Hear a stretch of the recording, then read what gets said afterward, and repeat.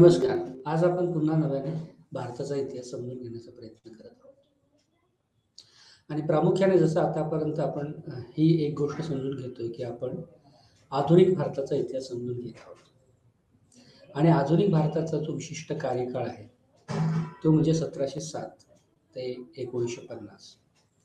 1707 ते 1950 या कालखंडातील जो आधुनिक भारत घडला गेला आणि त्याचे जे विविध कंगोरे होते, ऐतदेशी, मुघल, वसाहती, ब्रिटिश इत्यादी इत्यादी, त्या सगळ्या अंगाने आपण भारत देश नेमका आणि त्याचा इतिहास, याचे जे वेगवेगळे कंगोरे आहेत, त्याची आर्थिक स्थिती आहे, त्याची सामाजिक रचना आहे आणि त्याच्या इतर ज्या काही वेगवेगळ्या गोष्टी आहेत, त्या खरं तर मागच्या सेशन्सपासून समजून घेण्याचा प्रयत्न करत आहोत. त्यामुळे आपला जो कोर्स कोड आहे तो आहे PHIC 134. त्याच्यातलं जे मुख्य विषयाचं नाव आहे ते म्हणजे भारताचा इतिहास. आणि जसा की एक प्लॉट की एक पार्श्वभूमी आधुनिक भारताची एक दीर्घ प्रस्तावनेसह आपण समजून घेतली. ती म्हणजे 1707ला मुघल साम्राज्याचा अस्त होतो. म्हणजे मुघल साम्राज्य तिथून पुढेही मुघल राजे राहतात, पण ते कमकुवत असतात. 1707ला औरंगजेब याचा अंत होतो की औरंगजेबाचा मृत्यू होतो आणि त्याच्यानंतर खरं तर त्या साम्राज्याची पूर्ण रया आहे किंवा त्या साम्राज्याची जी ताकद आहे ती संपून जाते आणि उर्वरित जे काही मुघल सरदार किंवा सम्राट असतात ते इतर कुठल्याही मुघल साम्राज्यकर्त्यापेक्षा, राजापेक्षा फारच कमकुवत असतात. आणि इनफॅक्ट म्हणजे वास्तवामध्ये या उर्वरित किंवा नंतरच्या की ज्याला लेटर मुघल्स असं म्हटलं जातं, त्यांना खरं तर ब्रिटिशांची चाकरी करावी लागते. चाकरी म्हणजे त्यांना पेन्शनवर राहावं लागतं. म्हणजे ते आहेत तर राजे, पण ते एका विशिष्ट भूप्रदेशाचे नवाब जसे जगत होते तशा पद्धतीनेच ते राहतात आणि ब्रिटिश त्यांना पेन्शन नंतरच्या काळात देतात. त्यामुळे एक जो काही महत्त्वाचा दृष्टिकोन तो आपण आधुनिक भारताची पार्श्वभूमी समजून घेताना उद्धृत केला, तो म्हणजे मुघल साम्राज्याचा झालेला असतो. दुसरं एक महत्त्वाची चर्चा या 18व्या शतकाची या आधुनिक भारताची पार्श्वभूमी म्हणून आपण समजून घेतलं होतं, ते म्हणजे 18वं शतक. कारण 18व्या शतकांमध्ये कुठलीही एक भक्कम अशी व्यवस्था या भारतभूमीवर राज्य करत नव्हती आणि वेगवेगळ्या पद्धतीच्या स्थित्यंतरांमधून 18व्या शतकाचा संपूर्ण पट आपल्याकडे बघता येऊ शकतो.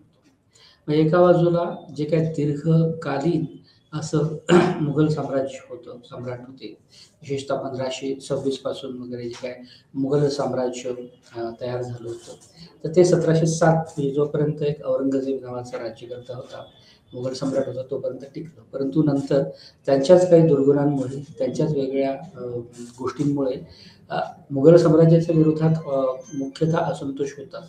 परंतु त्याच्या तुलनेमध्ये अधिक बलशाली असं ब्रिटिश साम्राज्य, त्याचं लष्कर आणि त्याची धोरणं मुघल साम्राज्याच्या पुढ्यात उभी राहिल्यानंतर मुघल साम्राज्याचा अस्त झालेला आपल्याला दिसून येतो. त्याच्यामध्ये एक सहभाग हा ऐत्यदेशीय जे काही राजे होते, प्रामुख्याने हिंदू राजे होते, त्यांना सुद्धा स्वातंत्र्याची ओढ किंवा त्यांना सुद्धा स्वायत्ततेची ओढ होतीच आणि ते स्वतःचं राज्य स्थापू पाहत होते. त्यामुळे एका बाजूला मुघल साम्राज्य, दुसऱ्या बाजूला ऐत्यदेशीय राजांच्या इच्छा आकांक्षा आणि तिसऱ्या बाजूला ब्रिटिश साम्राज्याचा होऊ घातलेला उदय. होऊ घातलेला उदय म्हणजे या ठिकाणी केवळ ब्रिटिश ईस्ट इंडिया कंपनी एक कंपनी म्हणून या सगळ्या भूभागामध्ये आपला व्यापार करण्याच्या निमित्ताने येते, की ज्याला 1600च्या एका ब्रिटिश पार्लमेंटच्या कायद्यानुसार त्याला परवानगी मिळते आणि प्रत्येक 10 वर्षांनंतर त्याचे कॉन्ट्रॅक्ट्स रिन्यू होत जातात.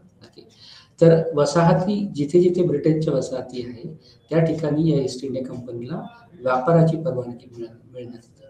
परंतु नंतरच्या काळात जे काही नवीन दुष्चक्र बंगाल आणि या सगळ्या रिजनच्या संदर्भात सुरू होतं, तर ते म्हणजे त्या संपूर्ण जमिनीवरचा मालकी हक्क किंवा नियंत्रण कुणाकडे राहिले असेल आणि त्या ठिकाणी कंपनीने त्यांचं प्राबल्य हे ऐत्यदेशीय नवाबांपेक्षा किंवा मुघल सम्राट आणि त्या वंशातल्या नवाबांपेक्षा वाढलेलं आपल्याला दिसतं. आणि वेळ प्रसंगी केवळ व्यापारच नसून त्या स्थानिक नवाब, राजे, सरंजामदार राजाशी जर युद्ध पुकारण्याची स्थिती तयार झाली तर त्यासाठी कंपनीला तो अधिकार असावा, अशा पद्धतीचा एक कायदा ब्रिटिश पार्लमेंटमध्ये ईस्ट इंडिया कंपनी स्वतःच्या हितसंबंधासाठी पारित करून घेतली.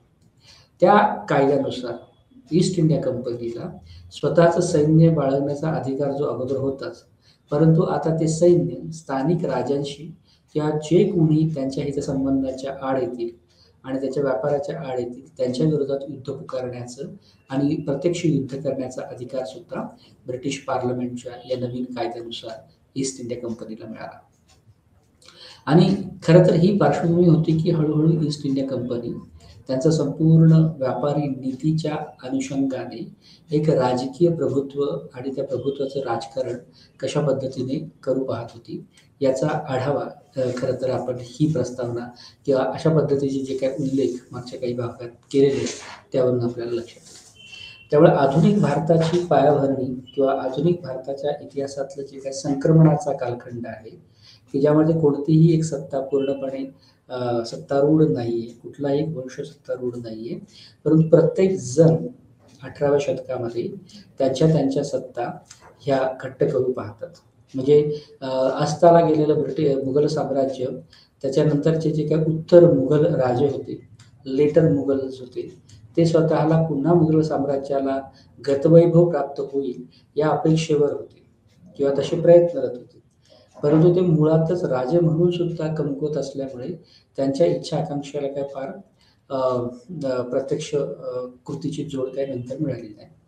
दुसरा जो पॉईंट होता तो ऐतदेशीय हिंदू आणि इतर जे काही राजे जे मुघल साम्राज्याचे भाग होते, काही प्रमाणात मांडलिक होते, काही पद्धतीने त्याच्यासोबत होते, तर त्यांनी स्वतःची स्वायत्ता घोषित करायला सुरुवात केली की ज्याच्यातून डेक्कन, सौराष्ट्र आणि इतर प्रमुख जे काही राजे रिजन्स होते त्या रिजन्समध्ये या सगळ्या सत्ता उदयाला आलेल्या म्हणजे स्थानिक सत्ता रिजनल पॉवर्स किंवा प्रादेशिक सत्ता उदयाला आलेल्या आपल्याला दिसतात. आणि त्यांचाही एक असं हे होता की संपूर्ण भारत पुन्हा पादाक्रांत करून त्यांची जी काही प्रादेशिक सत्ता आहे ती एक राष्ट्रीय सत्तेमध्ये त्याचं रूपांतर करणं हे ध्येय प्राप्ती त्यांनी पुरेशी बाळगलेली होती. त्यामुळे तो एक दृष्टिकोन किंवा अँगल होता. आणि तिसरा म्हणजे ईस्ट इंडिया कंपनीच्या निमित्ताने ब्रिटिश सत्ता या संपूर्ण वसाहतीवर आपला कब्जा करू पाहत होती. त्याचं निमित्त होतं ईस्ट इंडिया कंपनी किंवा ईस्ट इंडिया कंपनीचं हे निमित्त होतं व्यापार. पण ज्या पद्धतीने त्यांनी स्थानिक राजांशी युद्ध करण्याच्या परवानग्या पदरात पाडून घेतल्या, त्यानंतर त्यांच्या राजकीय महत्वाकांक्षाला उभारी फुटलेली दिसतात आणि त्या राजकीय महत्वाकांक्षा ह्या खरं तर एका व्यापारी कंपनीचं राजकीय एककामध्ये परावर्तन होण्याची नांदी ठरलेली आपल्याला दिसतं. आणि हे केवळ सिद्धांत नाहीये, तर त्याची प्रत्यक्ष कृती ईस्ट इंडिया कंपनीने बंगाल, ओरिसा आणि बिहार या प्रांतामध्ये स्थानिक राजांशी युद्ध करून त्या स्थानिक राजांच्या विरोधात की जे कंपनीचं ऐकत नाही, जे ब्रिटिशांना किंवा जे ईस्ट इंडिया कंपनीला हव्या तशा कर सवलती देत नाहीत, हव्या तशा व्यापारी सवलती देत नाहीत, त्यांच्यावर त्यांनी प्रत्यक्ष युद्ध उभारलेलं किंवा युद्ध सुरू केलेलं आपल्याला ऐतिहासिक तथ्यांसह दिसून. तर या संदर्भामध्ये जो एक महत्वाचा बदल आपल्याला वसाहतिक व्यवस्था आणि वसाहतिक अर्थरचना समजून घेण्यासाठी महत्वाचा आहे तो म्हणजे वसाहती अर्थव्यवस्थेच्या संदर्भात एक जो फ्रंट आहे ती म्हणजे शेती. त्यामध्ये शेती, व्यापार आणि इतर सगळ्या गोष्टी आहेत, परंतु आज प्रामुख्याने आपण वसाहतिक अर्थव्यवस्था समजून घेण्याच्या दृष्टीने शेतीमध्ये नेमके काय काय बदल होत गेले या अनुषंगाने आपण या गोष्टीचा उपभोग करणं अपेक्षित आहे. त्याचं एक महत्वाचं कारण म्हणजे सुद्धा की 18व्या शतकामध्ये भारत हा पूर्णपणे किंवा हा जो काही ज्या भूप्रदेशाची आपण चर्चा करतोय तो पूर्णपणे शेती केंद्रित त्याची उत्पादन व्यवस्था आणि त्याची अर्थव्यवस्था होती. आणि शेती हेच एक प्रमुख संसाधन होतं रोजगार देण्याचं आणि त्याच्या शेती केंद्रित सामाजिक रचनेची घडण आपल्याला ब्रिटिश पूर्व किंवा ज्याला प्री मॉडर्न म्हटलं जातं, आधुनिक पूर्व कालखंडापासून चालत आलेल्या शेती केंद्रित सामाजिक संरचना आपल्याला दिसतात. उत्पादन व्यवस्थेचा प्रश्न निघाला किंवा मुद्दा निघाला म्हणून आधुनिक पूर्व समाज भारतीय समाज व्यवस्थेमध्ये शेती केंद्रितच वेगवेगळ्या व्यावसायिकांचे वर्ग उदयाला आलेल्या दिसतात आपल्याला. ओके, त्यामुळे ऑक्युपेशन्स जे होते, जे काही व्यवसायाचे हितसंबंध होते ते सुद्धा या ठिकाणी उदयाला आले होते. त्यामुळे 18व्या शतकाच्या परिप्रेक्ष्यामध्ये शेती व्यवस्थेतले बदल हे पूर्व आधुनिक भारताच्या सामाजिक रचनेचा ढाचा विस्कळीत करण्यामध्ये सुद्धा त्याने एक मदत केली, की त्याचा एक दुष्परिणाम म्हणून सुद्धा आपल्याला या नवीन आर्थिक रचनेकडे, की जी वसाहती आर्थिक रचना म्हणून गणली गेली, की ज्याची प्रणती किंवा ज्याचं काय मॉड्यूल्स आहेत ते मॉड्यूल्स आपल्याला ब्रिटिश अर्थव्यवस्थेमध्ये किंवा ब्रिटिश सिद्धांतांमध्ये दिसतात. त्या काळातला जो एक महत्वाचा ब्रिटिश किंवा त्या अर्थव्यवस्थेतला महत्वाचा म्हणजे रिकार्डोचा सिद्धांत वगैरे होता. आणि त्या सिद्धांताच्या आधारावरच यांनी ब्रिटिशांनी आणि पर्यायी कंपनीने वेगवेगळ्या पद्धतीच्या कर रचना, कर प्रणाली याची ओळख किंवा याचा हस्तक्षेप आपल्याला या ठिकाणी करताना आपल्याला दिसतो. तर हा खरं तर एक पट आहे की जो आपला वसाहतिक सत्ता, वसाहतिक हितसंबंध समजून घेण्यासाठी महत्वाचा ठरेल. या पलीकडे जर आपण बघितलं तर ज्या काही अजून महत्वाच्या ज्या काही गोष्टी आहेत त्या गोष्टी आपण बघून घेऊ. येस,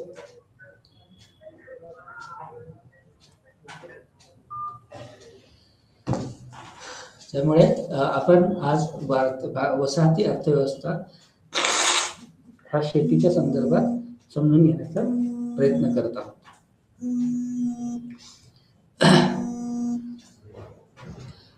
त्यामुळे हा जो पट आहे या पटामध्ये आपल्याला भारताच्या अर्थव्यवस्थेतले ब्रिटिशांनी केलेले गोंधळ दिसून येतात. आणि त्या मोजपट्ट्याच्या ज्या होत्या म्हणजे आर्थिक शेतीच्या संदर्भात कर रचनेच्या मोजपट्ट्या आणि इतर ज्या काही गोष्टी आहेत त्या आपल्याला या ठिकाणी त्याच्यामुळे जे काही मोठा घोळ झाला किंवा त्याच्यामुळे जे एक मोठा गोंधळ झाला आणि त्या गोंधळातून भारतीय शेतीचं एक अरिष्ट ओढवलं. पर्यायाने त्याचं सगळं हालत हा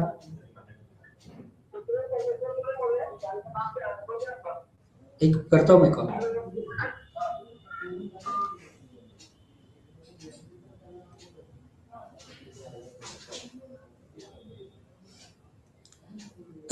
त्यामुळे भारतीय अर्थव्यवस्था समजून घेताना शेतीच्या मध्ये झालेले जे काही वेगवेगळे बदल आहेत ते बदल आपल्याला या ठिकाणी समजून घेणं गरजेचे आहे. आणि हे बदल वसाहतवादाच्या परिप्रेक्ष्यामध्ये समजून घेणं गरजेचे आहे. आणि त्या अनुषंगाने आपण भारतीय अर्थव्यवस्था समजून घेण्याचा प्रयत्न करत आहोत. ओके. आणि भारतीय अर्थव्यवस्था ही शेती केंद्रित अर्थव्यवस्था आणि त्याच्या अनुषंगाने जे काय 3 महत्वाच्या महसुलाच्या पद्धती या ठिकाणी आल्या की ज्या ब्रिटिश धारचे नाही की ब्रिटिशांनीच आणल्या.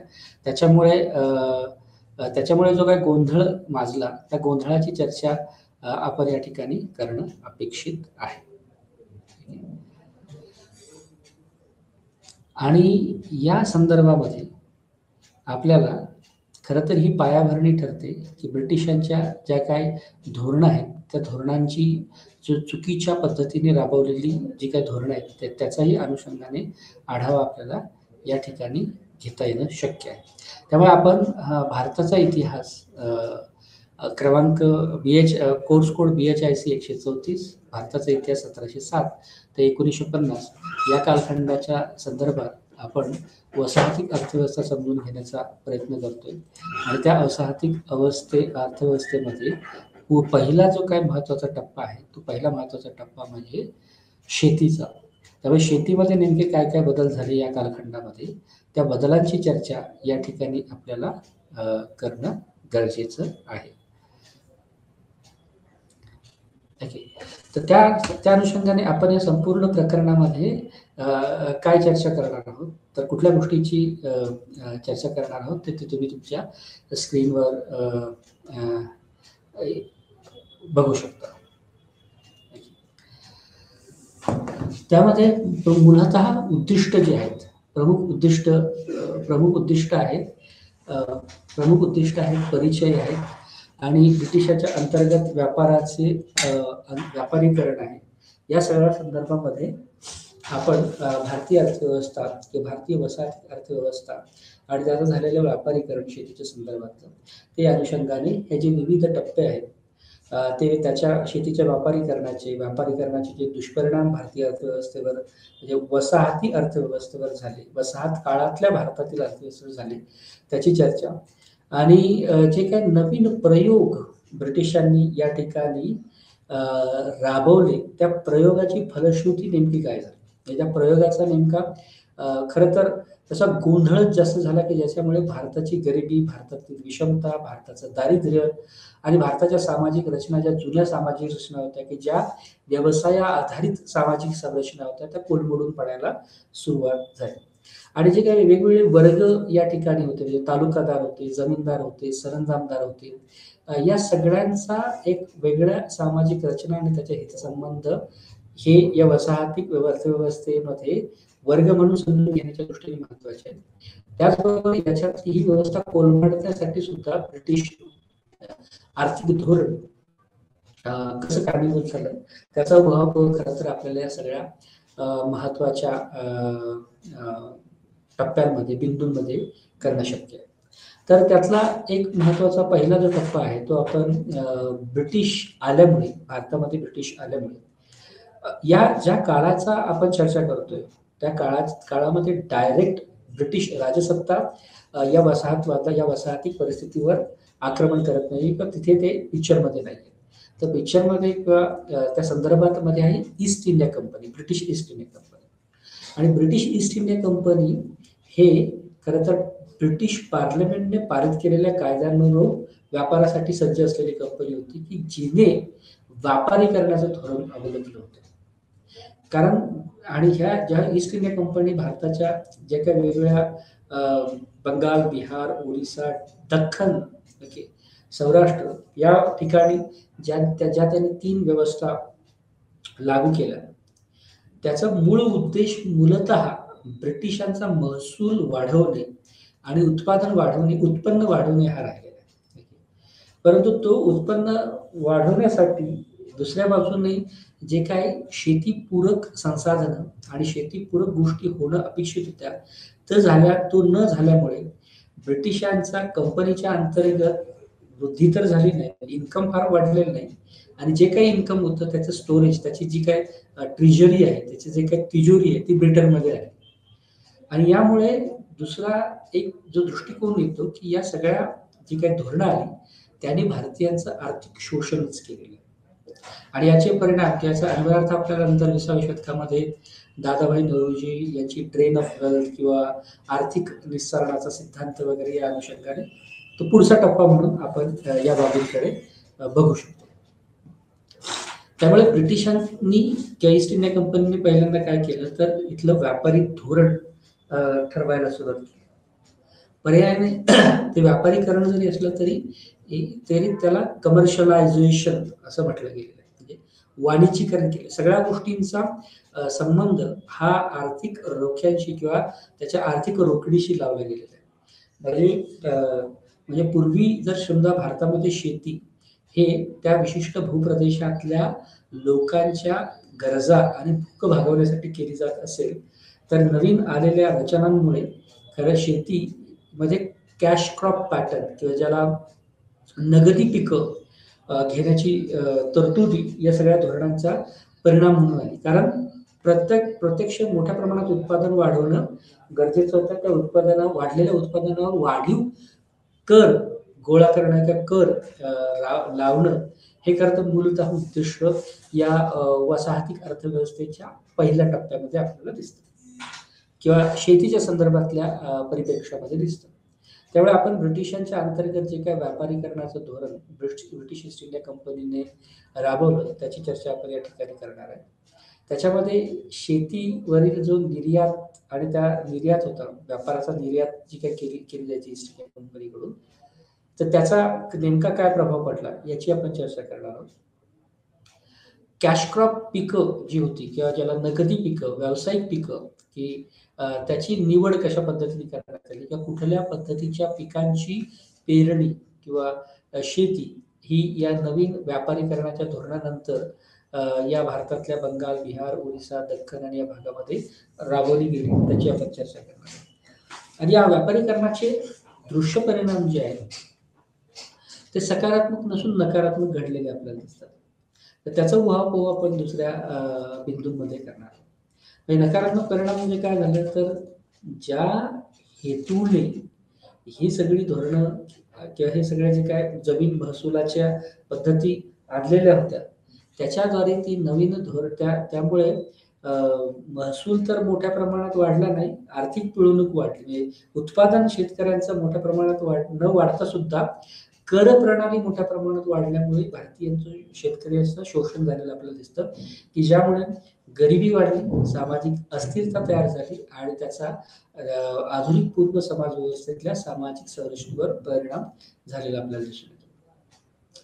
त्यामुळे या संदर्भामध्ये या दीर्घ प्रस्तावनेच्या पार्श्वभूमीवर आपण ज्या 3 महत्त्वाच्या पद्धती, ज्या जमीन सुधारणा पद्धती म्हणून सुद्धा त्याला बघितलं गेलं सुरुवातीच्या टप्प्यामध्ये, जमिनीमध्ये याच्या महसुलाच्या संदर्भातल्या कर रचनेतल्या गोष्टी म्हणून सुद्धा त्याच्याकडे बघितलं गेलं.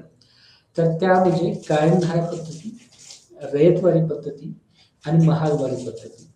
या 3 महत्त्वाच्या पद्धतींची चर्चा हे खरं तर शेती क्षेत्राच्या संदर्भात कोणत्या पद्धतीचा वसाहतिक आर्थिक ढाचा होता ते समजून घेण्यामध्ये आपल्याला मदत होईल. आणि पर्यायाने आपल्याला या संदर्भात जे काही धोरण होतं ब्रिटिशांचं म्हणजे बॅकडोर पॉलिसी म्हणून किंवा ईस्ट इंडिया कंपनीला पुढे ठेवून त्याचा सुद्धा उलगडा आपल्याला या ठिकाणी होईल. कारण जेव्हा ब्रिटिश इथे कुठल्या ठिकाणी डायरेक्टली जिथे कंपनी पुरेशी निर्यात ब्रिटनमध्ये करण्यामध्ये अक्षम होते तेव्हा इथला ढाचा शेतीचा आणि इतर गोष्टींमध्ये रचना करण्यासाठी ब्रिटिश पार्लमेंटकडून किंवा त्यांचे अधिकारी म्हणून कॉर्नवॉलिस, थॉमस मुनरो आणि इतर महत्वाची जी काही लोक आहेत ती आपल्याला या ठिकाणी येताना दिसतात, की जी ह्या पद्धती आणतात. त्यांच्या नेतृत्वामध्ये ह्या पद्धती येतात. इथे कंपनीकडून ते होत नाहीये. ईस्ट इंडिया कंपनी पुरेसा महसूल गोळा करण्यामध्ये अयशस्वी होते, म्हणजे ब्रिटिशांच्या दृष्टिकोनातून, ब्रिटिश पार्लमेंटच्या दृष्टिकोनातून. आणि त्यामुळे lord Cornwallis, John Reid, Thomas Munro वगैरे वगैरे ही सगळ्या मंडळींनी महालवारी, रयतवारी आणि कायमधारा जमीन सुधारणा पद्धती ज्या काय राबवल्या तर त्याचे परिणाम आणि दुष्परिणाम या बाबींची चर्चा आपण या ठिकाणी करणार आहोत. त्यामुळे मूलतः हे जे काही 3 महसुलाच्या पद्धती म्हणून याचा रिजन वेगळा आहे, म्हणजे प्रदेश वेगळा आहे. वेगवेगळ्या प्रदेशांमध्ये या पद्धती आहेत. कायमधारा पद्धत ही खरं तर उत्तर प्रदेश किंवा ज्याला नॉर्थ वेस्ट प्रॉव्हिन्सेस म्हटलं गेलं, थोडासा बंगालचा भाग या ठिकाणी ती कायमधारा पद्धत वगैरे होती. रयतवारी पद्धत जी होती ती मुख्यतः मद्रास, बॉम्बे, कुर्ग आणि आसामचा काही भाग या ठिकाणी आपल्याला ती रयतवारी पद्धत दिसते. आणि महालवारी जिथे महाल म्हणजे गाव हे केंद्र बनतात त्या ठिकाणी होतं. तर ह्या सगळ्या तिन्ही गोष्टींचा सर्वांगपूर्ण विचार आपल्याला या ठिकाणी दिसून येईल. त्यामुळे याचं मुख्य उद्दिष्ट काय की वसाहत काळामध्ये घडलेलं जे काही व्यावसायिकरण आहे, घडलेलं जे काही शेतीचं व्यापारीकरण आहे, त्या शेतीच्या व्यापारीकरणाचा अर्थ समजून घेणं हा एक मूळ उद्देश या सिलेबसचा किंवा या अभ्यासक्रमाचा राहिलेला आहे. त्याच पद्धतीने हे जे व्यावसायिकरण आहे म्हणजे ह्या 3 सुधारणा पद्धती जरी त्याला नाव असलं तरी त्या सुधारणा पद्धतीच्या ऐवजी त्याला आपण व्यावसायिकरणाच्याच पद्धती असं म्हटलं, कारण त्याच्याद्वारे वेगळ्या मोठ्या प्रमाणामध्ये कमर्शियलायझेशन ऑफ इंडस्ट्री झालेलं आपल्याला दिसतं. त्यामुळे नवीन व्यावसायिक शेती जी आहे ती कशा पद्धतीने आली, त्याचे काय मार्ग होते, त्याची प्रत्यक्ष क्रियाकलाप त्याची प्रत्यक्ष अंमलबजावणी कशी झाली, ती या ठिकाणी आपल्याला बघणं गरजेचं आहे. आणि त्यामुळे नवीन जे काही व्यवसाय या व्यावसायिक शेती होती, ती नेमकी कशी झाली, त्याचे मार्ग काय राहिलेत, हे एक गोष्ट अभ्यासणे या ठिकाणी गरजेची आपल्याला बनते आणि ते याचं एक महत्त्वाचं उद्दिष्ट आहे. ह्या सगळ्या पद्धती राबवल्याच्या नंतर की ज्या व्यावसायीकरणाच्या भाग होत्या, तर त्याचा भारतीय अर्थव्यवस्था आणि शेतकऱ्यांवर जो परिणाम झाला, तो परिणाम समजून घेणे हे सुद्धा एक महत्त्वाचं उद्दिष्ट या ठिकाणी ठरलेलं आहे किंवा बाळगलेलं आहे. कारण या वसाहतीत अर्थव्यवस्था जी ज्याला आपण म्हणतो, त्याच्यामुळे वेगवेगळे दुष्परिणाम शेतकऱ्यांवर झाले. शेतकरी कर्जबाजारी झाला, गरिबी वाढली आणि इतर गोष्टी ज्याच्या सखोलमध्ये चर्चा आपण त्या बिंदूंमध्ये करणार आहोत. या तिन्ही ज्या व्यवस्था आहेत की ज्याला जमीन सुधारणा विधेयक, जमीन सुधारणा पद्धती म्हटले गेले, त्या तिन्हींचा अर्थ म्हणजे महसूल सेटलमेंट म्हणजे काय, रयतवारी सेटलमेंट म्हणजे काय, महालवारी सेटलमेंट म्हणजे काय आणि या सेटलमेंटच्या मागे ब्रिटिशांचे उद्दिष्ट नेमके काय होते, हे खरं तर आपल्याला या प्रकरणामधून समजून घेण्यामध्ये मदत होईल. नक्की. तर ह्या तिन्ही प्रकारच्या सेटलमेंटचे वैशिष्ट्ये, त्याचा रिजन, त्याचे दुष्परिणाम आणि त्याचे ग्रामीण अर्थव्यवस्थेवरचे खरंच प्रामुख्याने दुष्परिणाम अभ्यासणं हे खरं तर या व्याख्यानाचं उद्दिष्ट राहिलेलं आपल्याला दिसून येतं. आणि याच्यामध्ये या प्रक्रियेमध्ये जे विविध वर्ग उदयाला आले, त्या विविध वर्गांच्या चर्चा सुद्धा करणं हे सुद्धा एक महत्त्वाचं उद्दिष्ट या ठिकाणी मुळाशी पाहिलं. तर प्रामुख्याने आपण एक दीर्घ प्रस्तावना घेतलेलीच आहे. दीर्घ प्रस्तावना, दीर्घ त्याची पार्श्वभूमी या तिन्ही जमीन सुधारणा पद्धतीची, जमीन सुधारणा कायद्याची, जमीन सुधारणा सेटलमेंटची बघितलेलीच आहे. परंतु या सगळ्या याच्यामध्ये कमर्शियलायझेशनचा जो पाया आहे, की ज्याला व्यापारीकरणाचा जो पाया आहे, तो म्हणजे शेतीचं व्यापारीकरण होतं. म्हणजे भारतीय शेती ही खरं तर इतर मानवी संबंध आणि इतर गोष्टींवर जी अवलंबून होती, तिचं हळूहळू क्रयवस्तूकरण या या या या या वेगवेगळ्या गोष्टींमुळे सुरू झालं. कारण उत्पादन वाढवण्यासाठी कॅश क्रॉप किंवा नगदी पिकांची लागवड सुरू झाली आणि नगदी पिकं सुद्धा हव्या त्या प्रमाणात काही वाढलेली नाही, त्यामुळे आर्थिक पिळवणूकच वाढली. पण या सगळ्याचं जो केंद्र होतं ते म्हणजे बाजार. कारण बाजार जर केंद्रबिंदू असेल तर त्याच्यावरचे कर, त्याचं उत्पादन या सगळ्यांचा एक घनिष्ठ संबंध लावला गेला की जो पुन्हा बाजाराचा संबंध किंवा बाजाराचा अन्वयार्थ त्या काळामध्ये ब्रिटनमध्ये जे काय अभिजात आर्थिक सिद्धांत उदयाला आले होते. एकच उदाहरण घ्यायचं म्हणजे रिकॉर्डोचा सिद्धांत. त्यानुसार त्यांनी भारतीय समाज रचनाला किंवा भारतीयचा जी काही व्यवस्था होत्या त्याला बाजार केंद्रित व्यवस्था करायला सुरुवात केली.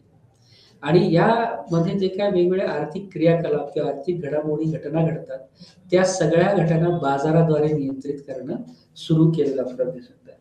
त्यामुळे भारतीय शेती ही जरी भारतीय आपण नाव घेत असलो तरी त्याचा बाजार जो होता तो युरोपमध्ये घडत होता. कारण ईस्ट इंडिया कंपनी ब्रिटिश राष्ट्रामध्ये या सगळ्या वस्तूंचा आयात करत होती. ओके. आणि तिकडून निर्यात भारतामध्ये काय होतच नव्हती फार. त्यामुळे फक्त इथून शोषून घेणं तेवढंच एक कार्यक्रम या बाजार व्यवस्थेचा आपल्याला दिसून येतो. आणि त्याचा मार्ग होता चीनचा. चीनद्वारे, कारण चीन हे ब्रिटिशांशी फार काही कोऑपरेट किंवा सहकार्य करत नव्हतं. ओके. म्हणजे इतर सगळ्या गोष्टींच्या बाबींच्या संदर्भात आयात निर्यातीच्या परिप्रेक्ष्यामध्ये. परंतु आणि त्यामुळे एक मोठा क्रायसिस ब्रिटनमध्ये सुद्धा म्हणजे आर्थिक बाबींच्या संदर्भात हे दिसून येत होतं. आणि या सगळ्यांचं उत्तर म्हणून भारतीय शेतीचं वाणिज्यीकरणाची प्रक्रिया बघितली गेली. कारण जे ट्रेड रूट्स आहेत चीनच्या व्हाया चीन आणि प्रामुख्याने ज्या उत्पादनांच्या संदर्भात ते होत होते त्याच्यावर नियंत्रण मिळवणं हे ब्रिटिशांचं एक धोरण या कालखंडामध्ये राहिलेलं आपल्याला दिसतं. ओके. आता बाजार ह्या जर केंद्रबिंदू मानला तर वेगवेगळ्या गोष्टींची बाजारपेठा या वसाहती अर्थव्यवस्थेचा शेतीच्या संदर्भातला परिणाम म्हणून उदयास आलेला. एक म्हणजे उत्पादनाची बाजारपेठ त्या काळात उदयास आली की जी पर्यायाने या सगळ्या धोरणांचा परिपाक होते. आणि त्यामध्ये वेगवेगळे कृषी उत्पादनं होते. आणि त्या वेगळ्या कृषी म्हणजे त्यामध्ये गहू, ज्वारी, बाजरी आणि इतर बऱ्याच गोष्टी म्हणजे तर ही उत्पादनं आणि प्रामुख्याने कॅश क्रॉप किंवा ज्याला नगद होतं ते म्हणजे ओपियम किंवा अफू आणि मसाल्याचे पदार्थ याला एक मोठ्या प्रमाणामध्ये मागणी ब्रिटनमध्ये होती. त्यामुळे ब्रिटिश ईस्ट इंडिया कंपनी या सगळ्या वस्तूंची आयात ब्रिटनमध्ये करत होती आणि ब्रिटनमधून इकडे येण्याचं कुठलीही गोष्ट येत नव्हती. तर ही विसंगती या बाजार व्यवस्थेमध्ये सुद्धा दिसत होती. इनपुट बाजार ज्याला म्हटलं गेलं, की म्हणजे आवश्यक असलेल्या वस्तू ज्या होत्या त्याचा सुद्धा व्यापार केला गेला. ज्यामध्ये अवजारं होती, ज्यामध्ये बियाणं होते, खतं होती, बैलं शेतीच्या संदर्भातली होती आणि ज्या गोष्टी विकल्या जाऊ शकतात, ते सगळे इनपुट बाजाराचा भाग म्हणून समजले गेले. कामगारांचा सुद्धा एक बाजार तयार झाला, की कामगारांचा सुद्धा एक एक सेंटर तयार झालं, की जिथे कामगारांना पैसे देऊन कामावर ठेवणे, पैसे देऊन त्याच्याकडून काम करून घेणे, अशा पद्धतीचा एक कामगार पण तो ॲग्रीकल्चरल लेबरच्या संदर्भामध्ये. म्हणजे कारण यामध्ये कामगार जरी उदयाला आले नसला तरी भारतामध्ये मोठ्या प्रमाणात इंडस्ट्रियल ग्रोथ या ठिकाणी झालेली नव्हती. परंतु कामगार बाजाराची जी काही शक्यता तयार झाली होती ती ब्रिटनमध्ये जी औद्योगिक क्रांती झाली होती त्याच्या परिप्रेक्ष्यामध्ये होत होती. ओके. तर तो एक मुद्दा होता. जमीन ही जेव्हा क्रय वस्तू झाली, त्याच्यानंतर कॅश क्रॉप पॅटर्न्स सगळे उभे राहायला लागले आणि जमीन ही सुद्धा विकाऊ क्रय वस्तू झाल्या.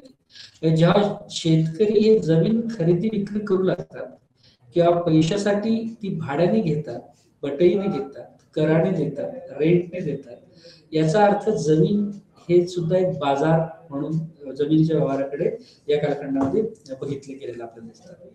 आणि पैशाची सुद्धा एक बाजार तयार झाला किंवा म्हणजे व्यापारीकरणाचा खरं तर तो एक अनुस्यूत असा दुष्परिणामच होता. कारण ब्रिटिशांनी ज्या कर महसुली राबवलेल्या होत्या की जमीन महसुली उकळणं सुरू होतं, त्यासाठी पुन्हा सावकाराकडूनच शेतकऱ्याला कर्ज घेणं भाग पडायचं आणि ते कर स्वरूपात द्यावं लागायचं. तर त्यामुळे किमतीमध्ये सुद्धा तो व्याज देण्याची जी काही प्रक्रिया होती ती पैशाची बाजारपेठ सुरू झालेली आहे. त्यामुळे बाजार केंद्रित अर्थव्यवस्था आणि त्या संदर्भातल्या शेतकी गोष्टी, तर ह्या बाबी आपल्याला या ठिकाणी या संदर्भामध्ये समजून घेणं गरजेचं असतात की या ठिकाणी आपल्याला त्या दिसून येतात. परिचय म्हणून आपण या सगळ्या गोष्टींकडे, या सगळ्या बाजारपेठीय गोष्टींकडे बघू शकतो.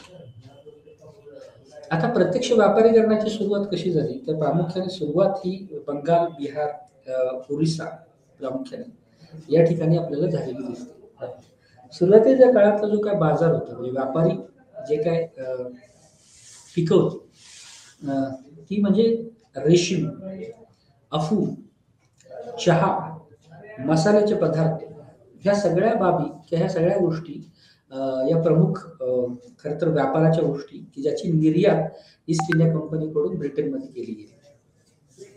त्याला पुन्हा पार्श्वभूमी ब्रिटनमधल्या औद्योगिकरणाची होती आणि 1770 पासून खरं तर रेशीमची आयात म्हणजे भारताच्या संदर्भामध्ये निर्यातच झाली, पण ब्रिटिश म्हणजे ईस्ट इंडिया कंपनीने रेशीमचं उत्पादन 1970 पासून ब्रिटनमध्ये ते पाठवायला सुरुवात केली होती. कारण औद्योगिकरणामुळे ब्रिटनमध्ये सुद्धा मँचेस्टर्स यासारखी शहरं उदयाला आलेली होती की ज्यामध्ये सूत गिरण्या आणि त्याच्यामध्ये रॉ कॉटन द्वारे एक फर्निश गुड क्लोथ तयार करण्याची जी प्रक्रिया त्या ठिकाणी औद्योगिकरणाचा परिणाम स्वरूप आली होती.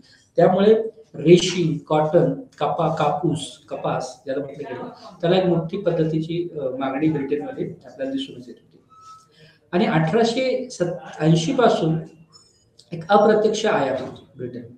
म्हणजे ज्या गोष्टीवर बॅन होतं किंवा ज्या गोष्टींवर बॅन म्हणण्याच्या ज्या गोष्टी चीन राजी नव्हता करायला त्या व्हाया चीनच यायचा आणि ज्याच्यावर नियंत्रण ब्रिटिशांनी करण्याचा प्रयत्न केला. त्यामध्ये प्रामुख्याने चहा, अफू वगैरे या सगळ्या गोष्टी आपल्याला. नंतरच्या काळात त्यांनी ज्या प्रांतामध्ये हा चीनचा व्यापार होतो त्याच्यावर नियंत्रण मिळवण्यास सुरुवात केली की ज्याद्वारे हस्तितंत, कच्चा कापूस, अफू हे सगळे प्रमुख उत्पादन याच्यामुळे या व्यापारीकरणाची प्रक्रिया गतिमान झालेली आपल्याला दिसते. या व्यापारीकरणाचा परिणाम स्वरूप जी काही कॅश क्रॉप तयार झाले, की ज्याला आपण मराठीमध्ये नगदी पिकं म्हणतो, त्या नगदी पिकांची निवड सुद्धा ही रोख रकमेमध्ये येईल की त्याच्यावर नफा होईल अशा पद्धतीने ती पिकं निवडली गेली. त्यामध्ये मग प्रामुख्याने इंडिगो, ज्याला म्हणजे निळची शेती, कापूसाची शेती, कच्च्या रेशमाची शेती, अफू, मिरपूर आणि नंतरच्या 19व्या शतकामध्ये चहा, साखर, ओके, ह्या सगळ्या गोष्टी ही व्यावसायिक पिकं म्हणून गणल्या गेल्या. आणि शेतीमध्ये जुने जे काही गहू, ज्वारी, बाजरी, तांदूळ असा जो काही प्रकार, जीवनावश्यक प्रकार होता, त्याच्याऐवजी आता इंडिगो म्हणजे नीळ, विशेषतः बिहार, बंगाल या प्रदेशामध्ये नीळचं लागवड मोठ्या प्रमाणात केली गेली. 19व्या शतकामध्ये चहाला मोठ्या प्रमाणात मागणी आल्यामुळे 1840 पासून आसाम वगैरे या प्रांतामध्ये जे काही चहाचे मळे, त्या आसामात जो चहासाठी ओळखला गेला, त्याची लागवड खरं तर 1840 पासून आणि या वसाहती अर्थव्यवस्थेचा परिणाम स्वरूपच त्याच्याकडे बघितले गेले. पण एवढं सगळं होऊन सुद्धा दळणवळणाचा खर्च आणि या सगळ्या याच्यामुळे जो अपेक्षित परिणाम या व्यापारीकरणाचा व्हायला पाहिजे होता, तसा काय तो होताना दिसत नव्हता. आणि त्यामुळे एक वेगळ्या पद्धतीचा अरिष्ट शेतीमध्ये, त्याच्या बदलणाऱ्या वर्गीय हितसंबंधांमध्ये दिसत होतं.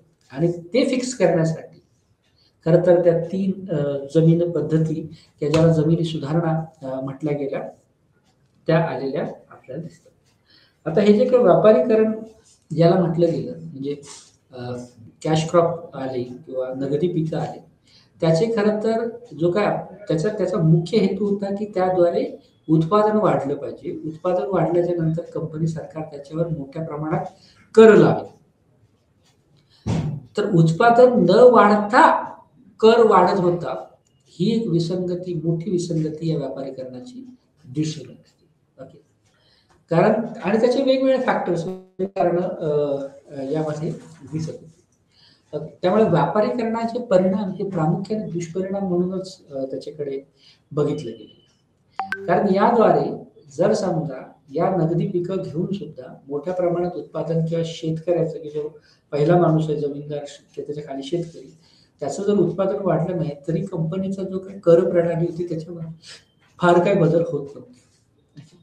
त्यामुळे ते बदल होत नसल्यामुळे शेतकऱ्यांचं शोषण वाढल्यामुळे, आर्थिक शोषण, याच्यातून महत्वाचे भूधारक जे होते, म्हणजे शेतकरी जे होते, ते गरीब बनले गेले. आणि जे काही कंपनीचा या सगळ्या महसुलातून गोळा झालेला निधी होता, तो काय पुन्हा भांडवल म्हणून शेतीमध्ये वापरला जात नव्हता, तर तो ब्रिटिशांच्या तिजोरीमध्ये, प्रामुख्याने ब्रिटनमध्ये जायचा. ब्रिटिश अधिकारी, जे कंपनी सरकारचे जे अधिकारी या ठिकाणी कार्यरत होते, त्यांच्या सेवानिवृत्तीनंतरचा जे काही मोठा निधी होता, तो निधी सुद्धा ब्रिटनमध्ये स्टोर होता.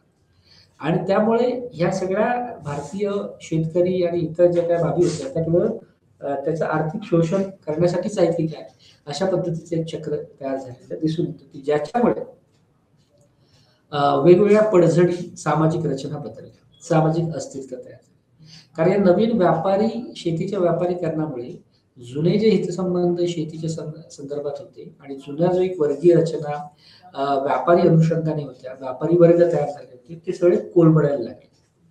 ओके, त्यामुळे जमीनदार खरं तर की जो प्रमुख होता कंपनी सरकारच्या धोरणामध्ये सुद्धा, की जो शेतकऱ्यांकडून सारा गोळा करायचा, तो सुद्धा या प्रक्रियेमध्ये गरीब होत गेला आणि शेतकरी सुद्धा गरीब होत गेला. कारण सारा गोळा करण्यासाठी शेतीमध्येच काहीतरी पिकत नाहीये किंवा शेतीमध्ये हवा तसा जे काही रिटर्न्स येत नाहीये, म्हणून मोठ्या प्रमाणात सारा पण मिळत नाहीये. ओके, तर असा तो एक ट्रॅप, गरिबीचा गुंता या कालखंडात सुरू झाला. मोठ्या प्रमाणामध्ये या कमर्शियलायझेशनच्या प्रोसेसमध्ये, वाणिज्यीकरणाच्या प्रोसेसमध्ये शेती लागवडीखाली आली. कारण सुरुवातीच्या काळामध्ये जेवढ्या ग्राम्य रचनेला किंवा जेवढ्या लोकांना आवश्यक आहे तेवढ्याच वस्तूंची किंवा तेवढ्याच पिकांची लागवड केली जाते. परंतु युरोपमध्ये मसाल्याचे पदार्थ, नीळ, अफू, चहा, साखर खरं 19व्या शतकामध्ये, पण अशा पद्धतीच्या गोष्टींना जी प्रचंड डिमांड तयार झाली, त्यामुळे मोठ्या प्रमाणात जमीन लागवडीखाली आणली गेली. ठीक आहे. आणि त्याच्यामुळे सगळी सामाजिक रचना बदलली. म्हणजे उदाहरण द्यायचं झालं तर 1842ला बुंदेल प्रांतामध्ये बुंदेल बंड किंवा बुंदेलचा उठाव घडला. तो कंपनी सरकारच्या विरोधात. ठीक आहे. तशाच पद्धतीने उत्तर प्रदेशमध्ये सुद्धा 1830च्या दरम्यान असंतोष उभा राहिला. ग्रामीण बंगालमध्ये सुद्धा अशाच पद्धतीचे बंड आपल्याला दिसून येतात. आणि या सगळ्या याच्यामध्ये पैशाची टंचाई हे एक प्रमुख कारण होतं. म्हणजे कर तर कमी होत नाहीये, उत्पादन वाढत नाहीये आणि पैशाची टंचाई या सगळ्या याच्यामध्ये एक सामाजिक अस्थिरता तयार झाली, की ज्याद्वारे खरं तर उरलं काय नाही या सगळ्या याच्यामध्ये, की ज्या जमीनदार हे मोठे शेतकरी किंवा त्याच्यातून महसूल तो उभं राहत नाही. हे जे लहान शेतकरी कुटुंब होते त्याचं शोषण मोठ्या प्रमाणात वाढलं. कारण जे युरोपियन व्यावसायिक होते त्याचा मूलतः आधार शेतकरी कुटुंब होते लहान, तर त्याचं शोषण या प्रक्रियेमध्ये वाढलं गेलं आपल्याला दिसून. त्यामुळे याच्यावर वेगळ्या पद्धतीच्या धोरणं या गोष्टी करण्यासाठी काही प्रयोग करण्यात आले आणि पहिले नंतरच्या काळामध्ये त्या पद्धतीची अंमलबजावणी सुरू झाली. म्हणजे 1757 मध्ये बंगालवर नियंत्रण कंपनीने मिळवलेलं आपल्याला बघितलं. नंतरच्या काळामध्ये खरं तर त्या सगळ्या प्रांतामध्ये आणि एकंदरीत संपूर्ण भारतामध्ये 1769-70च्या काळामध्ये एक मोठा दुष्काळ आला. त्यामुळे जे काही भारतातल्या सामाजिक रचना बदलल्या, भारतामध्ये गरिबी वाढली, भारतामध्ये आर्थिक शोषण वाढलं. त्या सगळ्यामध्ये जसं आर्थिक धोरणं कारणीभूत झाली, तर ही जी काही गोष्ट होते दुष्काळ आणि इतर गोष्टी रोगराई वगैरे यांनी त्या सगळ्या गरिबी यांनी सगळ्या त्याच्या काय अवस्था होत्या त्या अजून वाईट करून टाकल्या. ठीक आहे. आणि 1972 पासून जमीन सरकारने जमीन महसूल वसुली कराने म्हणजे सरकारने करार पद्धतीने केली. म्हणजे जमिनीची वसुली हे कराराने व्हायला लागली. म्हणजे जमीनदार हा खरं तर मेन प्लेयर्स नंतरच्या काळामध्ये बनला, की जो अगोदरच्या मुघल साम्राज्यामध्ये सुद्धा होता. म्हणजे नवाबासाठी कर गोळा करणारा प्रमुख माणूस जमीनदार होता. परंतु यामध्ये मोठ्या प्रमाणामध्ये जमीनदारांकडूनच भ्रष्टाचार घडायला लागले. त्या काळात जे उदयाला आले जे बेनामीदार होते त्यामुळे सरकारचं मोठ्या प्रमाणामध्ये नुकसान होत होतं. कारण कारण जमीन महसुलाचा आकार तेवढाच, कर रचनेचा आकार तेवढाच, परंतु ब्रिटिश तिजोरीमध्ये अपेक्षित असलेला कर येत नव्हता. म्हणजे जमीनदार हा शेतकऱ्याकडून मोठाच कर गोळा करायचे, परंतु ते स्वतः भ्रष्टाचार आणि इतर सगळ्या बाबींमुळे तो काय तिथपर्यंत पोहोचत नव्हता. त्यामुळे हे सगळ्या गोष्टी एक क्रायसिस म्हणून बघितल्या गेल्या ब्रिटनमध्ये. आणि 1886 मध्ये ब्रिटिश सरकार किंवा ब्रिटिश पार्लमेंट हे लॉर्ड कॉर्नवॉलिसला भारतामध्ये गव्हर्नर म्हणून नेमते, की ज्याला हे जे काही क्रायसिस आहे शेतीचं, तिथल्या अर्थव्यवस्थेचं आणि त्याच्या पर्यायाने तिथल्या कररचना वाढवण्याचं हे सोडवायचं जबाबदारी पहिल्यांदा लॉर्ड कॉर्नवॉलिसकडे होती. आणि लॉर्ड कॉर्नवॉलिसच्याच प्रयत्नाने बंगालमध्ये कायमस्वरूपी सेटलमेंट घडतात. या ज्या तिन्ही पद्धतींची आपण चर्चा करतोय त्या तिन्हींचं ध्येय हा गुंता सोडवणं हा असला तरी प्रत्यक्षामध्ये गुंता विचित्र पद्धतीने वाटलेला आपल्याला नंतरच्या काळात दिसतो. कारण याचं जे स्वरूप होतं कायमस्वरूपी ते अनरक्षित मनमानी लादणे असं अगोदरच्या कर प्रणालीमध्ये होतं. त्याऐवजी कायमस्वरूपी कर निश्चिती केली जावी असं लॉर्ड कॉर्नवॉलिस आणि त्याचं जे काय साथीदार त्याची जे काही कमिटी होती त्या कमिटीने ठरवलं. त्यामुळे या सेटलमेंटमध्ये किंवा या पद्धतीमध्ये जमीनदारासोबतचा करार करण्यात आला, की जमीनदार हा खरं तर एक मुख्य स्रोत असेल की जो शेतकऱ्यांकडून कर गोळा करेल तो ब्रिटिशांकडे ट्रान्सफर करेल. आणि हा फिक्स कॉन्ट्रॅक्ट झाला, म्हणजे फिक्स करार झाला.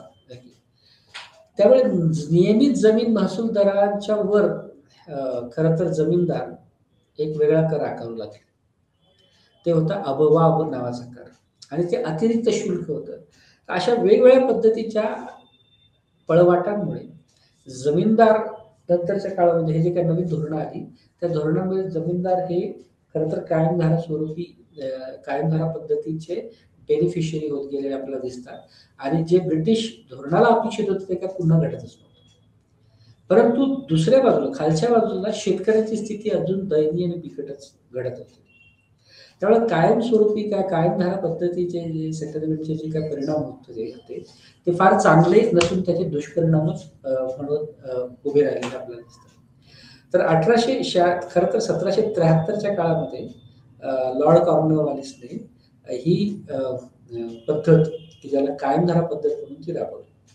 परंतु ती जेव्हा फेल गेली किंवा ती जेव्हा त्याचे दुष्परिणाम दिसायला लागले किंवा अपेक्षित रेव्हेन्यू महसूल गोळा होत नव्हता, त्यापुढे वेगवेगळ्या रिजनमध्ये वेगळ्या पर्यायी प्रणाली उदयास आल्या. त्यामुळे नंतरच्या काळामध्ये खरं तर जी व्यवस्था आली ती म्हणजे रयतवारी व्यवस्था आली. कायमधारा जमीन महसूल पद्धतीमध्ये किंवा याच्यामध्ये जमीनदार हा प्रमुख राहिलेला आहे किंवा जमीनदार हा मध्यस्थ आहे शेतकरी आणि सरकार किंवा गव्हर्नमेंट. रयतवारीमध्ये जमीनदारीमध्ये जे काय कायमधारा स्वरूपीमध्ये जे काय उणिवा होत्या त्या टाळण्याचा प्रयत्न केला आणि रयत म्हणजे जनता ही सुप्रीम आहे, शेतकरी हे सुप्रीम आहे असं मानत त्यांनी जमिनीच्या मूल्यांकनाला सुरुवात केली. त्यामुळे प्रत्येक जमिनीचा मालक हा स्थानिक शेतकरीच राहील. त्याचे पट्टे, जमिनीचे पट्टे, मेजरमेंटचे पट्टे त्याला देण्याची प्रक्रिया सुरू केली आणि त्याचबरोबर त्याला हा अधिकार देण्यात आला की त्याने ती जमीन भाड्याने द्यायची, ती जमीन विकून टाकायची, त्या जमीन कसायचं नाही कसायचं हा संपूर्ण निर्णय घेण्याचा अधिकार त्या रयतेला देण्यात आला. आणि ही रयतेला देण्यात येण्याची जी प्रक्रिया होती ती रयतवारी पद्धत होती की जी थॉमस पुद्रो हा खरं तर या प्रणालीमध्ये महत्वाची भूमिका पार पाडत असताना आपल्याला दिसते. पहिल्यांदा 1802ला हा सुरू होतो प्रकार. 1820 पर्यंत ही जी रयतवारी पद्धती ती पहिल्यांदा मद्रासमध्ये लागली. त्यामुळे मद्रास प्रांत किंवा मद्रास प्रेसिडेन्सी मध्ये सुरुवातीला रयतवारी पद्धत लागू होते. नंतर ती बॉम्बे प्रेसिडेन्सी, कुर्गचा काही पट्टा आणि नंतर आसाममध्ये ती लागू होताना दिसते. त्यामुळे मद्रासमध्ये असेल किंवा बॉम्बेमध्ये असेल या सगळ्या याच्यामध्ये वरवर पाहता रयत ही प्रमुख किंवा केंद्रबिंदू दिसते किंवा ती खरं तर या सगळ्याचा मालक दिसते. परंतु प्रत्यक्षामध्ये मुद्रोने ज्या गोष्टी सांगितल्या त्या प्रत्यक्षात कधीच आल्याच नाही. त्यामुळे रयतवारीचे सिद्धांत हे तरी चांगले असले की जे रयतेला राजा करणार आहे किंवा शेतीचा जो मालक आहे त्याला सगळे अधिकार आहे. हवं तेव्हा जमीन विक, हवं तेव्हा जमीन भाड्याने दे, हवं जमीन कस किंवा कसू नको. परंतु याचेही अपेक्षित परिणाम आले नाही. कारण यामध्ये जमिनीचे पट्टे करण्यात आले, जमिनीचं मापन करण्यात आलं. या मापनामध्ये जो काही ब्रिटिश रेव्हेन्यू अधिकारी होता प्रामुख्याने दख्खनमध्ये की जो दख्खनचा रेव्हेन्यू ऑफिसर म्हणून सुद्धा गणला गेला तो होता प्रिंगल. तर त्या प्रिंगलने जे मोजमाप केले या सगळ्या मोजपट्ट्या फुटपट्ट्याचा जो काय ढाचा होता तो युरोपियन होता. तो अभिजात आर्थिक सिद्धांतावर आधारित होता की जो भारतीय रचनेमध्ये फरक आहे तो गैरलागूच ठरतो. त्यामुळे जमिनीचं मापन म्हणजे ह्या ज्या फील्ड तयार करण्यात आल्या होत्या रयतवारी पद्धतीमध्ये त्या फील्डचं मापनच दोषयुक्त ठरलं आणि त्यामुळे रयतवारी पद्धतीमधून सुद्धा जो एक मोठा महसूल उभा राहू शकला असता तो राहिला नाही. कारण या चुकीच्या पद्धतीमुळे, चुकीच्या मेजरमेंट्समुळे. प्रिंगलने पुणे परगणा जो होता त्या काळात आणि त्याचा जो एक महत्वाचा खरं तर थॉमस मुनरो या पद्धतीचा प्रमुख आहे, तर त्याचा एक चेला किंवा त्याचा एक अधिकारी दख्खनमध्ये काम करत होता तो म्हणजे माउंट स्टुअर्ट एल्फिस्टन. त्याच्या आधारे इथे रयतवारी पद्धती राबवण्याचा प्रयत्न झाला आणि प्रिंगलने ते मोजमाप करण्यामध्ये मदत केली. परंतु तरी सुद्धा रयतवारी पद्धती सुद्धा तेवढी यशस्वी झालेली दिसत नाही. त्यामुळे मुंबईमधली रयतवारी, मद्रासमधली रयतवारी या पद्धतीचे सुद्धा दुष्परिणाम आपल्याला नंतरच्या काळामध्ये दिसायला लागलेले दिसून येतात. कारण सिद्धांत म्हणून रयतवारी पद्धतीने जे कमिट केलं होतं की इथून पुढे आम्ही कर वाढवणार नाही, हा एक महत्वाचा प्रिन्सिपल होतं. कारण महालवारी कायमधारा पद्धतीच्या दुष्परिणामाची चर्चा करता करता हे एक वचन झालेलं होतं. दुसरं, जमिनीचे पट्टे की आता मालक तो स्वतःचा, पण प्रत्यक्षामध्ये जर समजा एखाद्या शेतकऱ्याला वाटलं की मला यावेळी जमीन कसायचीच नाही, तर तो अधिकार त्याला ऍक्च्युअली प्रत्यक्षामध्ये नव्हता. कारण ते जर त्याने बंद केलं तर सगळंच कोलमडेल. म्हणजे म्हणजे उत्पादन होणार नाही, त्याच्यावर कर लागणार नाही, काय नाही. त्यामुळे in principle, in theory, okay, सिद्धांत म्हणून त्याला त्या रयतेला तो अधिकार देण्यात आला, पण तो प्रत्यक्षात पाळला गेला. आणि त्यामुळे पुन्हा ते जे कर रचनेचं आणि इतर जे काही दृष्टीचक्र होते आणि त्याच्यात अजून भर म्हणजे चुकीच्या पद्धतीच्या जमिनीच्या पट्ट्यांचं मापन, वजन जी होती ती चुकीची होती आणि त्याच्यामुळे त्याच्यात शेतकरी अजूनच भरडत जात होते. आणि हा एक दुष्परिणाम मोठ्या प्रमाणामध्ये रयतवारी सिद्ध पद्धतीचा सुद्धा दिसून येतो. नंतरचा जो काय अधिकारी होता, म्हणजे महालवारी जी पद्धत आहे ती काय प्रामुख्याने बंगाल, ओरिसा, मध्य प्रांत, म्हणजे या या प्रदेशामध्ये सुद्धा एक नवीन पद्धत आणायला सुरुवात केली. अर्थात कायमधारा परमनंट सेटलमेंट किंवा कायमधारा पद्धतीपेक्षा रयतवारी पद्धत ही कमी शोषक होती, एवढंच त्याच्यात म्हणता येईल. परंतु कायमधारा पद्धतीमध्ये परमनंट सेटलमेंटमध्ये जमीनदार हा मुख्य प्लेयर आहे. रयतवारी पद्धतीमध्ये शेतकऱ्याचा आणि ब्रिटिश गव्हर्नमेंटचा डायरेक्ट संबंध आहे, कारण ब्रिटिशांचे अधिकारीच डायरेक्ट कर गोळा करत होते शेतकऱ्यांकडून. पण त्याच्या मापनाच्या पद्धती चुकीच्या ठरल्या की ज्यामुळे शेतकरी भरडला गेला. तिसरी पद्धत जी इंट्रोड्यूस केली की जी वसाहती अर्थव्यवस्थेचा भाग म्हणून कर रचनेचं युनिट म्हणून ते गावाला गाव बनलं गेलं. याच्यामध्ये शेतकरी पण प्लेयर नाही आणि जमीनदार पण प्लेयर, एक अख्खं गाव, त्या गावाने ठरवायचं की कसा कर गोळा करायचा, उत्पादन आल्याच्या नंतर प्रत्येकाकडून कर गोळा करायचा आणि त्यातल्या एका माणसाने, तो तालुकादार असेल त्याचा किंवा अजून कुठला असेल, त्याने तो कर गोळा करून ब्रिटिश सरकारकडे तो द्यायचा. तर महाल या शब्दाचा अर्थ म्हणजे एक गाव, खेड. त्यामुळे ते खेड हे एकक बनलं या महालवारी व्यवस्थेमध्ये. त्यामुळे महालवारी व्यवस्था आणि प्रत्यक्षातले सिद्धांत त्याचे आणि प्रत्यक्ष अंमलबजावणी याच्यामध्ये सुद्धा एक मोठं तफावत आहे. त्यामुळे महालवारी पद्धतीमुळे मध्ये सुद्धा जो काही अपेक्षित परिणाम होत हवा होता या ब्रिटिश अधिकाऱ्यांना, त्या पद्धतीने ते काय झालं नाही. या सगळ्या कर प्रणालीमध्ये जो मूळ बेक आहे, ती वाढीव कर आहे, हे काही लक्षातच घेतलेलं नाही.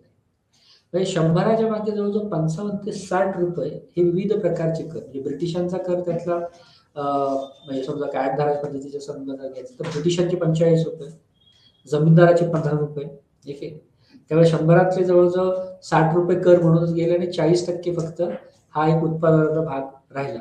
अशा वेगवेगळ्या पद्धतीच्या रचना या तिन्ही व्यवस्थांमध्ये उभ्या राहिल्या. त्याचं स्वरूप, त्याचा ढाचा जरी वेगळा असला तरी आर्थिक शोषण हा मूळ त्याच्या पाठीमागे राहिलेला आहे, की ज्याच्यामुळे शेतकऱ्यांचे असंतोष उभे राहतात. म्हणजे रयतवारीमधले जे काही दुष्परिणाम आहेत, म्हणजे त्याच्यामध्ये ज्या घोडचूक आहेत मापनाच्या वगैरे वगैरे, त्याच्यामध्ये शेतकरी नेहमी कर्जबाजारीच राहिला आणि या सगळ्या तिन्ही पद्धतीमुळे कर देण्यासाठी त्याला सावकाराकडून कर्ज घ्यावं लागलं.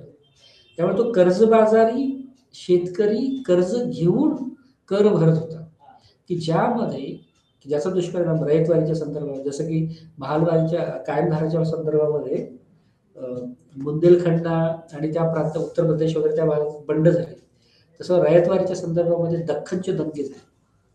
त्यामुळे शेतकऱ्यांनी त्या वाढीव कर्जाच्या विरोधात जो काही सावकाराचा एक वर्ग तयार झाला होता त्याच्या विरोधातच बंड केले. त्यामुळे दंगे झाले आणि त्या दंग्यामध्ये त्यांचे जे काही कर्ज, त्याच्या खतवह्या, त्याच्या ज्या वह्या नोंदीच्या होत्या त्या सगळ्या जाळून टाकण्यात आल्या, सावकारांची घरं जाळण्यात आली. अशा पद्धतीचा दख्खनचे दंगे 1871 आणि 75च्या काळादरम्यान झाले. नंतरच्या काळात लोकमान्य टिळक आणि या सगळ्यांनी जो काय ॲग्रिकल्चरल रिलीफ ऍक्ट साठी ते येतो वगैरे वगैरे.